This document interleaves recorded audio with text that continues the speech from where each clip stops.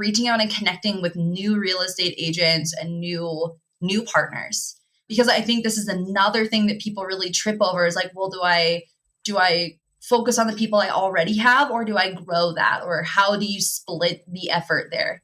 Yeah, so that's a great question. So I probably would estimate it as 75% maintaining the relationships that we already have, just because I've been doing it for so long. Now, obviously, depending on where someone's at in their career, that percentage Right. can be completely flipped. So if someone is only in the business for a couple of years, they're going to spend 90% of their business trying to make the relationships and like 10% of maintaining their database, right? So like we're Got kind of it. flipped. So we're like 75% maintaining the realtor relationships we have, industry specific relationships such as insurance, title, things like that.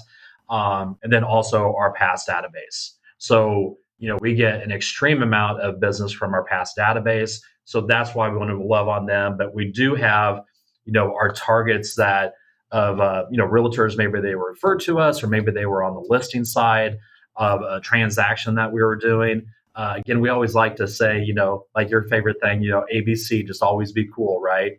So we're just looking for people who align with the way that we like to work, their ethical values, just to make sure it's a good fit with the team, because we just want to work with people that we get along with, right? I love that. I have this feeling, and this may not be true for everybody, but I certainly have the feeling that a lot of people are extremely fake when it comes to connecting with real estate agents. I'm only spending my time with you because I want the referral.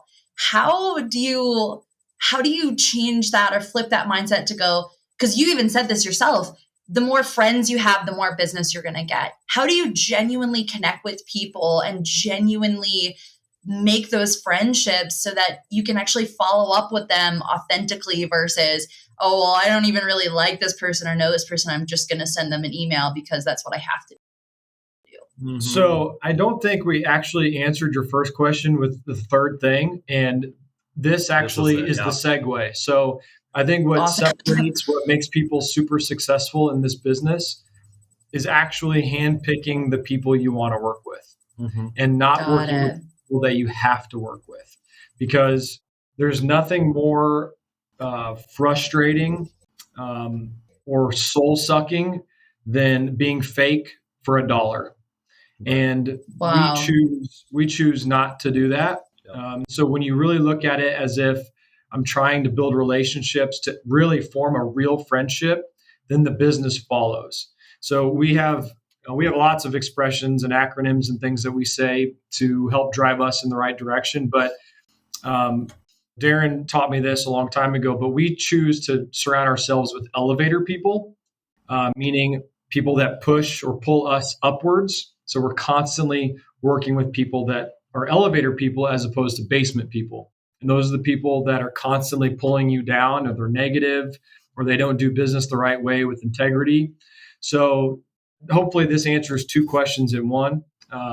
Choosing the people that you want to partner with. Those referral partnerships are so very valuable, not just from a dollars and cents standpoint, but from a true relationship. And so that's something that we are unwavering on.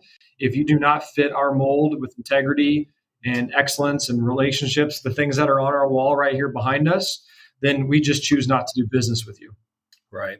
And one more thing to add, as far as, coming across as authentic, we do an excellent job as a team showing these people. So we actually give them things of value, whether it's tips on how to get more reviews or marketing tips, how to help their business. So always come from a mindset of giving them something of value other than just talking about, closing on time and great rates, customer service. That should just be a given, right? So that's the bar of entry. So people who brag about that, I'm like, dude, that's bare basics. Like, that's your job. That's what you're supposed to do.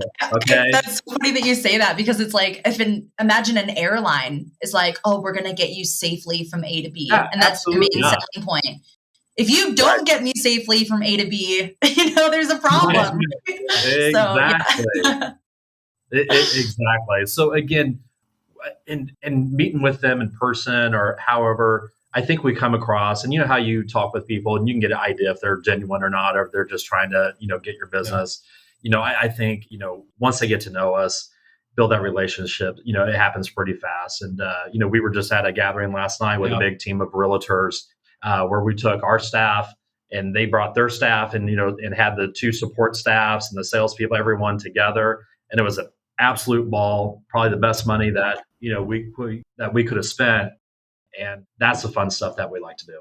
I love that. I love when it's real, because business is fun when it's real. Absolutely. True. That's super cool. Well, I wanted to ask this question because a lot of people, a lot of new loan officers